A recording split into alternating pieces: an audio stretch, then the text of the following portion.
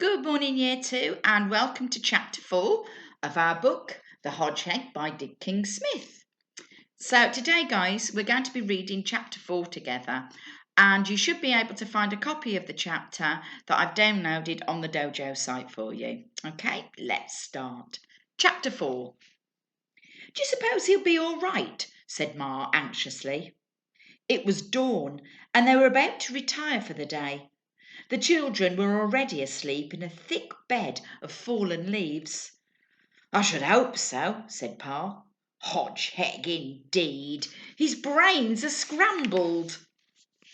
Max slept the clock round, and halfway round again. He did not stir till the evening of the following day. The shock had sent him into a kind of hibernation. When at last he woke, his sisters rushed to nuzzle his nose, the safest nuzzling place for hedgehogs, with squeaks of concern, and his parents left their snail hunting and came trotting up. "How are you feeling, dear?" said Ma.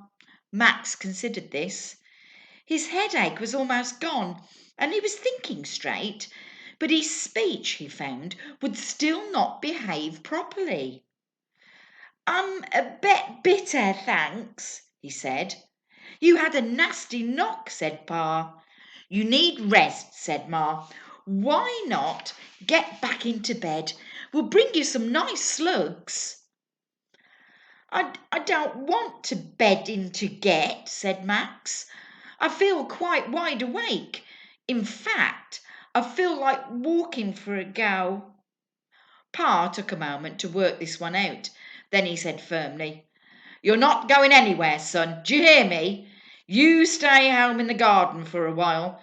Get your strength back. Understand?" "Yes, Pa," said Max. "I'll say whatever you do." And he did do what Pa had said for a week or more. Peony, Pansy and Petunia fussed over their brother.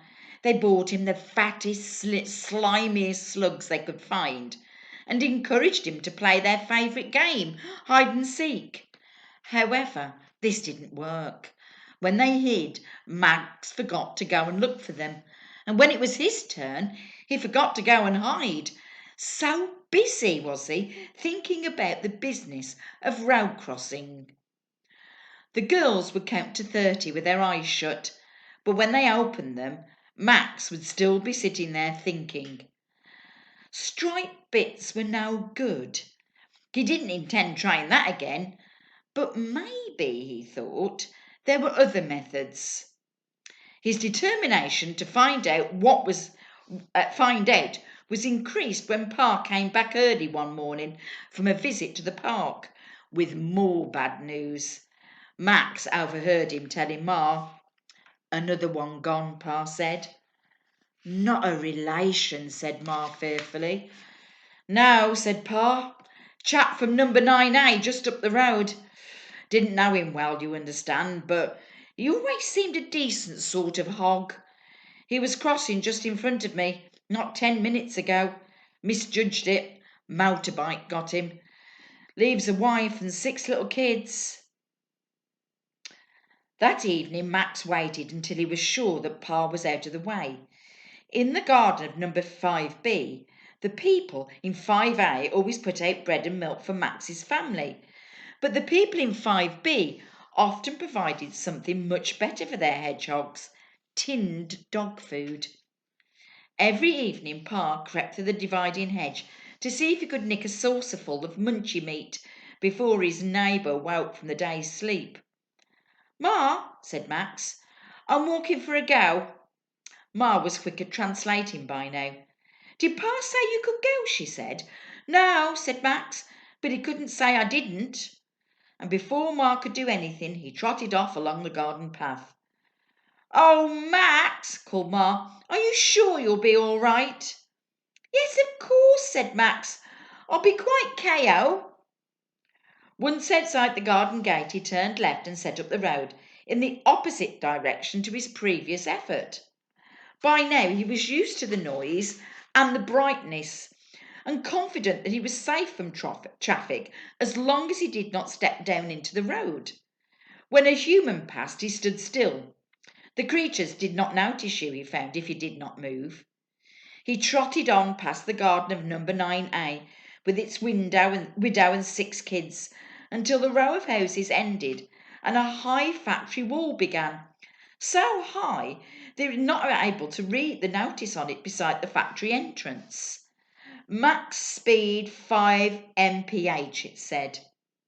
Max kept going, a good deal more slowly than this, and then suddenly, once again, he saw not far ahead what he was seeking.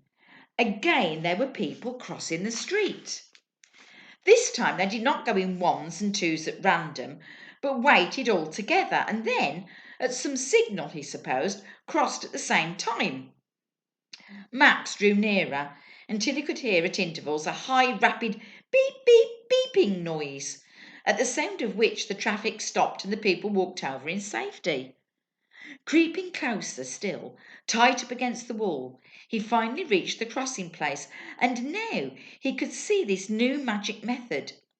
A bunch of humans stood and watched, just above their heads a picture of a little red man standing quite still.